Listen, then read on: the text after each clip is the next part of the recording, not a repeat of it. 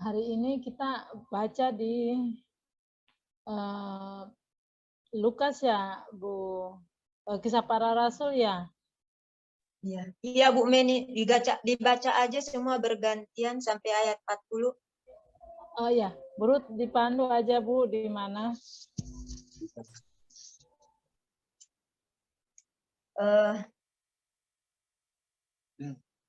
Kisah Para Rasul 2 ayat 22 sampai ayat 40 ya Bapak Ibu. Kita bacanya bergantian supaya dapat firman semuanya. Terus nanti ada satu ayat lagi terakhir, Yohanes 2 ayat 22. Saya mulai ya Bapak Ibu. Hai orang-orang Israel, dengarlah perkataan ini. Yang aku maksudkan ialah Yesus dari Nazaret, seorang yang telah ditentukan Allah dan yang dinyatakan kepadamu dengan kekuatan-kekuatan dan mujizat-mujizat dan tanda-tanda yang dilakukan oleh Allah dengan perantaraan Dia di tengah-tengah kamu, seperti yang kamu tahu. Lanjut. Dia yang diserahkan Allah menurut maksud dan rencananya, salibkan dan kamu bunuh oleh tangan bangsa-bangsa durhaka.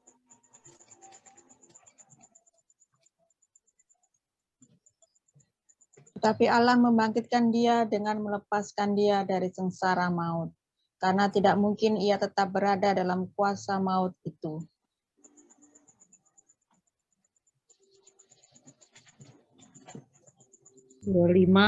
Sebab Daud berkata tentang dia, aku senantiasa memandang kepada Tuhan, karena ia berdiri di sebelah kananku, aku tidak goyah.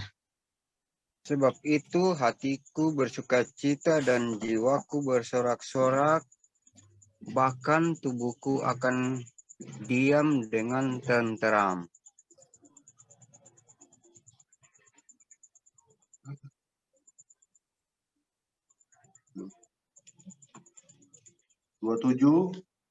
Sebab engkau tidak menyerahkan aku kepada dunia orang mati, dan tidak membiarkan orang kudusmu melihat kebinasaan.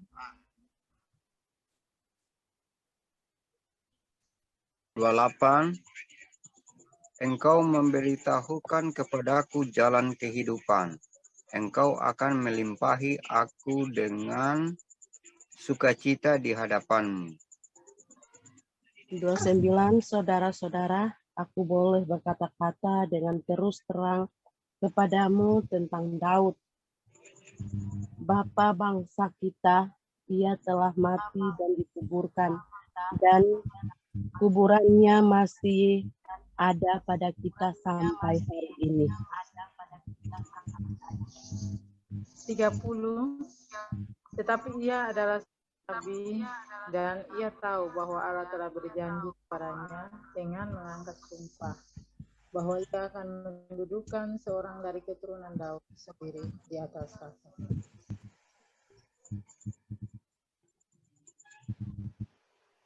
Karena itu ia telah melihat ke depan dan telah berbicara tentang kebangkitan Mesias, ketika ia mengatakan bahwa ia tidak ditinggalkan di dalam dunia orang mati, dan bahwa dagingnya tidak mengalami kebinasaan. 32. Yesus inilah yang dibangkitkan Allah, dan tentang hal itu kami semua adalah saksi. Lanjut.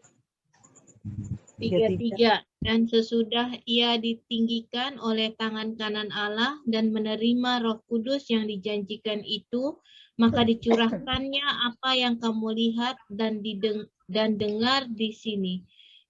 Sebab bukan Daud yang naik ke surga, malahan Daud sendiri berkata, Tuhan telah berfirman kepada Tuanku. 35. Duduklah di sebelah kananku, sampai kubuat musuh-musuhmu menjadi tumpahan kakimu.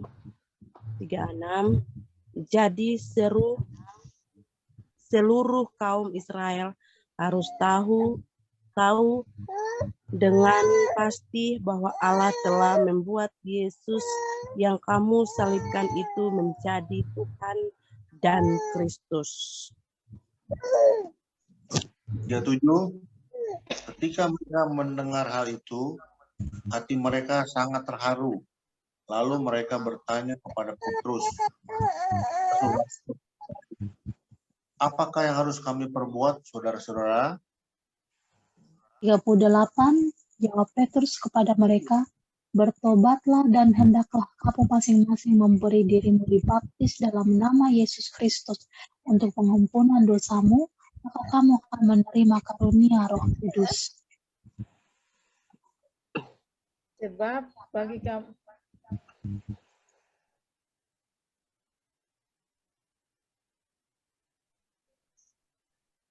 Sebab bagi kamulah janji itu dan bagi anak-anakmu dan bagi orang yang masih jauh, yaitu sebanyak yang akan dipanggil oleh Tuhan Allah kita. Ayat 40, dan dengan banyak perkataan lain lagi, dia memberi suatu kesaksian yang sungguh-sungguh, dan ia mengecam dan menasihati mereka. Katanya, berilah dirimu diselamatkan dari angkatan yang jahat ini. Demikianlah firman Tuhan. 41. Amin. Lanjut. Lanjut, Bu.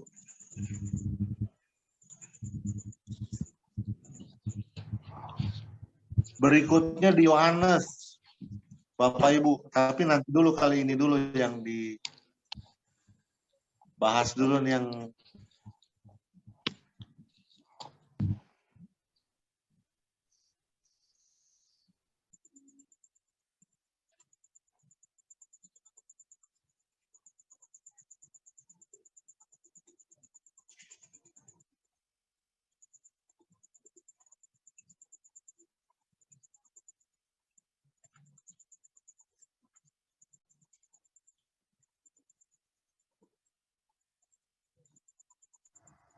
Ini kalau dibaca sebelumnya seperti di Yoel kemarin ya, tentang hari Tuhan.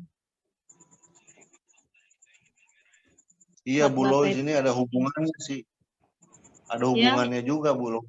Sama Iya. persis sama kemarin. Akan terjadi pada hari-hari terakhir. Itu di ayat 17-nya. Dan ya sampai Ini buat 21 17. Iya. 22 sampai Iya, tapi 40. ayat sebelumnya Iya. tentang kedatangan Iya. Tuhan. Iya. Di ayat 21-nya ya, lihat di atasnya ya. Barang siapa yang berseru kepada nama Tuhan akan diselamatkan. Ini kalau ayat 22 tadi pembacaan tadi, kalau saya dapatnya ayat 24 itu ayat 25. Tetapi Allah membangkitkan dia dengan melepaskan dia dari sengsara maut. Itu kan Yesus disalibkan ya, waktu Yesus disalibkan, terus Tuhan sendiri melepaskan dia dan memberikan kebangkitan bagi dia, melepaskan dia dari sengsara maut. Karena tidak mungkin ia tetap berada dalam kuasa maut itu. Ya, sebab dia Tuhan. Jadi Tuhan tidak mungkin mati. Nah, tetapi di sini juga ayat 25-nya yang saya juga kayak belajar gitu ya. Sebab Daud berkata tentang dia, aku senantiasa memandang kepada Tuhan. Karena ia berdiri di sebelah kananku, aku tidak goyah. Jadi karena di ayat sebelumnya tentang kedatangan Tuhan, jadi saya memposisikan iman saya atas kegelapan yang akan terjadi ini di kedatangan Tuhan seperti iman Daud. Aku senantiasa memandang kepada Tuhan karena ia berdiri di sebelah kananku, aku tidak goyah. Biarlah itu menjadi kekuatan bagi kita semua. Amin. Amin.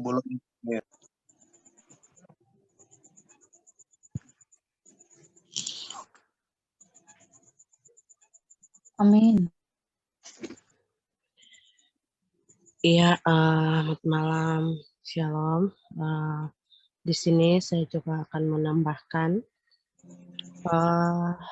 memang betul firman ini akan juga terkait dengan kemarin di firman yang kemarin kita bahas dengan tentang hari Tuhan itu, yang diterakhirkan orang-orang yang terlepas. Orang-orang yang terlepas itu dinyatakan bertobat. Orang-orang yang sudah bertobat. Seperti itu.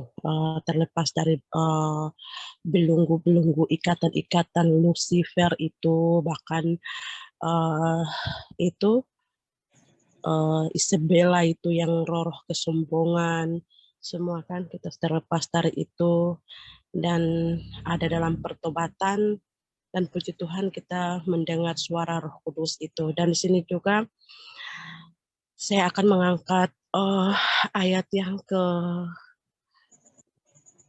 38. Jawab Petrus kepada mereka, bertobatlah dan hendaklah kamu masing-masing memberi dirimu dibaptis dalam nama Tuhan Yesus Kristus untuk pengampunan dosamu, maka kamu akan menerima karunia Roh Kudus. Seperti itu. Orang-orang yang mau bertobat dulu, orang-orang yang betul-betul mau rendah hati, orang-orang yang mau tunduk untuk mendengar suara Tuhan, maka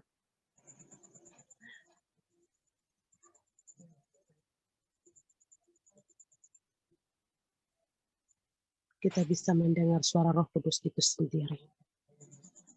Seperti itu Bapak Ibu. Dan di 38 ini jawab Petrus kepada mereka, bertobat. Itu Petrus berseru untuk bertobat.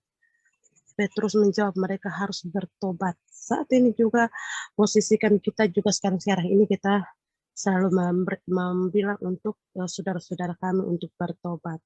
Dan di sini saya juga mau angkat tentang pembaptisan Bapak Ibu. Saya ingat di 2020 Bapak Ibu.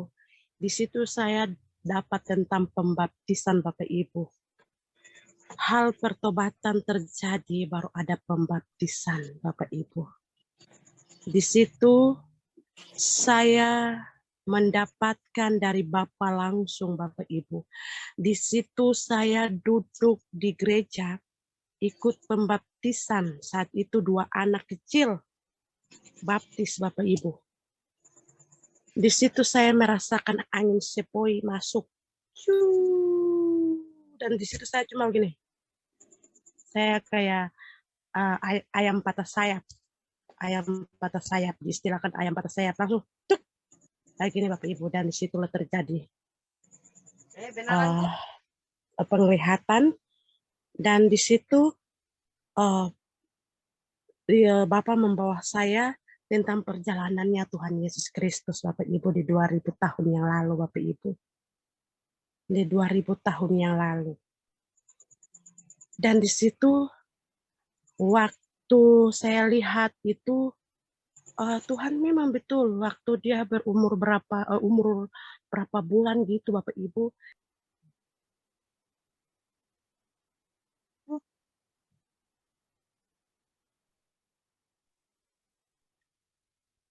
Iya, Bu Olivia, 30 tahun Tuhan Yesus dibaptis. Terus Ya. pelayanannya cuma 3 tahun.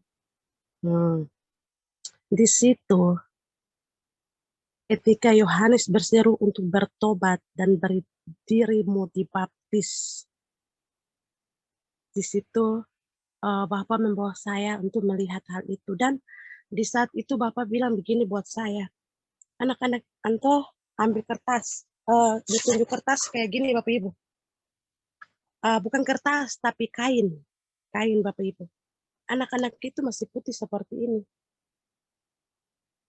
Mereka belum tahu dosa. Mereka belum tahu dosa. Apa yang mereka mau dibaptis? Apa? Nah, itu kan dokter gereja. Mereka tidak melakukan sesuai dengan firman-Ku.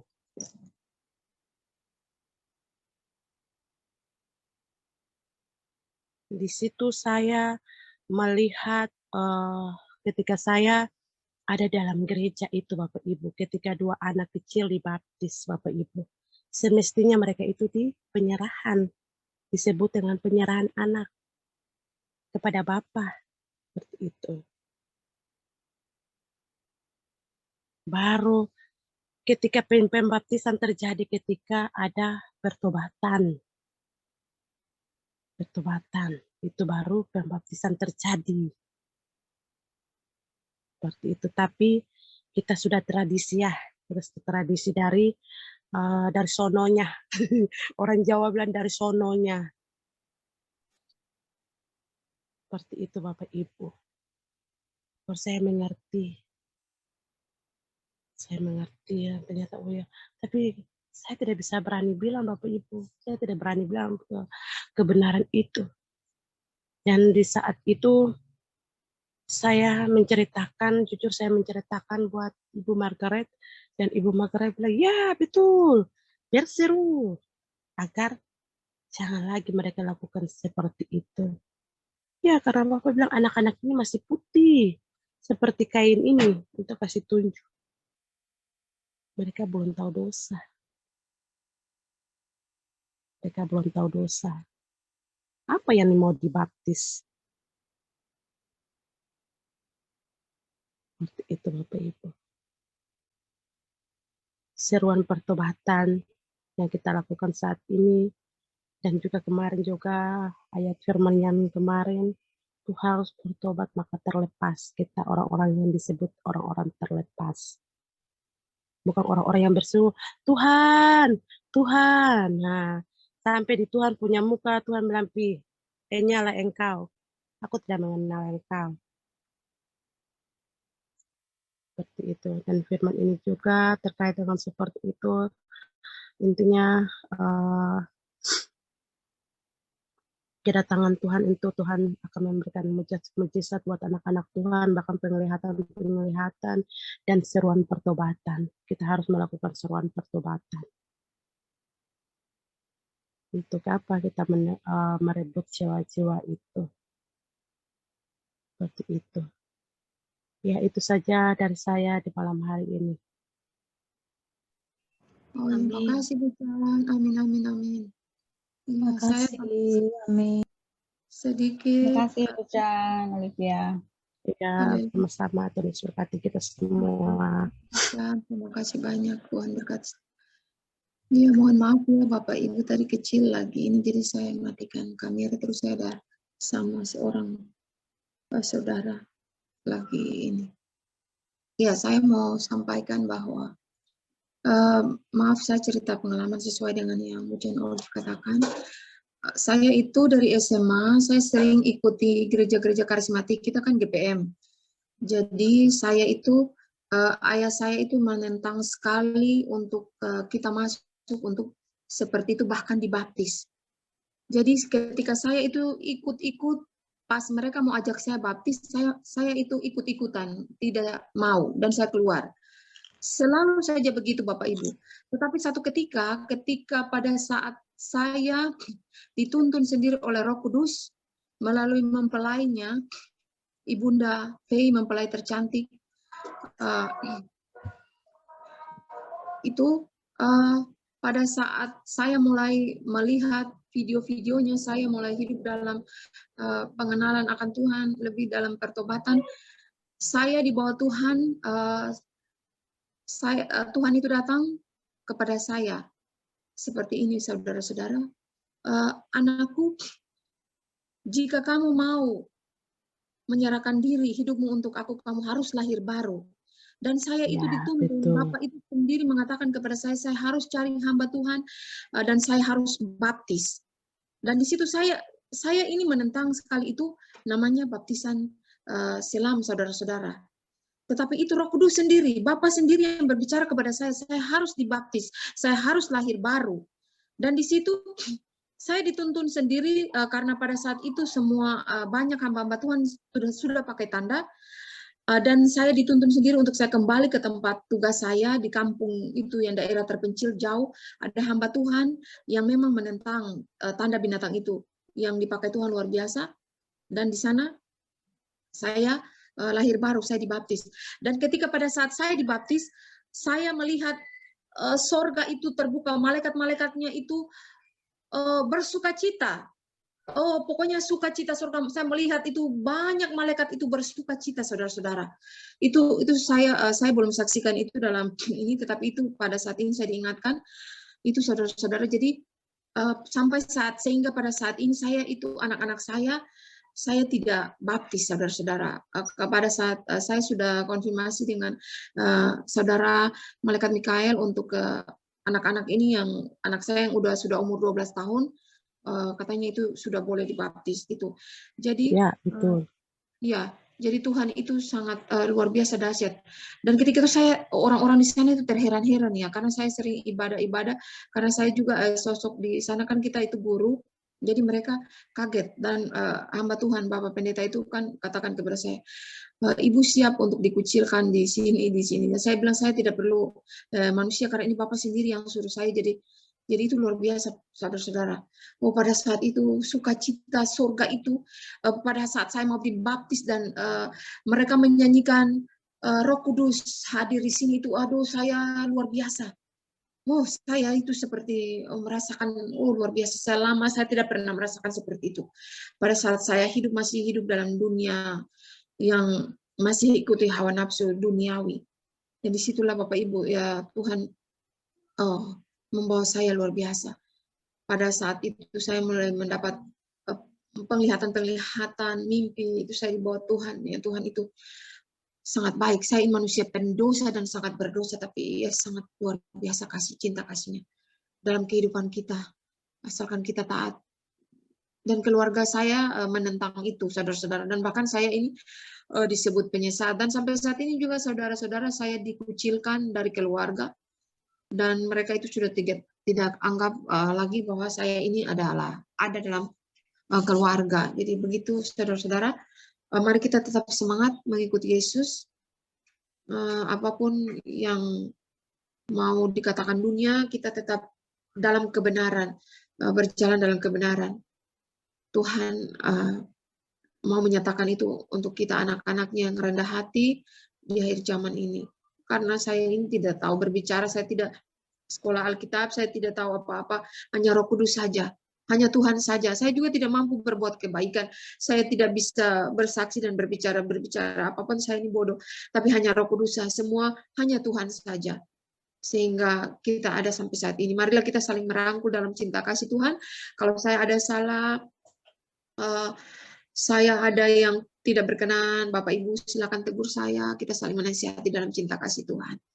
Ya itu saja, terima kasih. Mungkin saudara-saudara yang lain silakan. Kasih Bu Chan Meni. Bu Chan Lorina.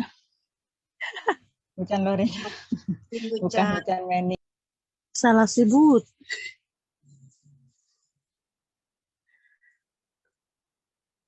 Iya, betul sekali apa yang dibilang Bu Chan Lorina.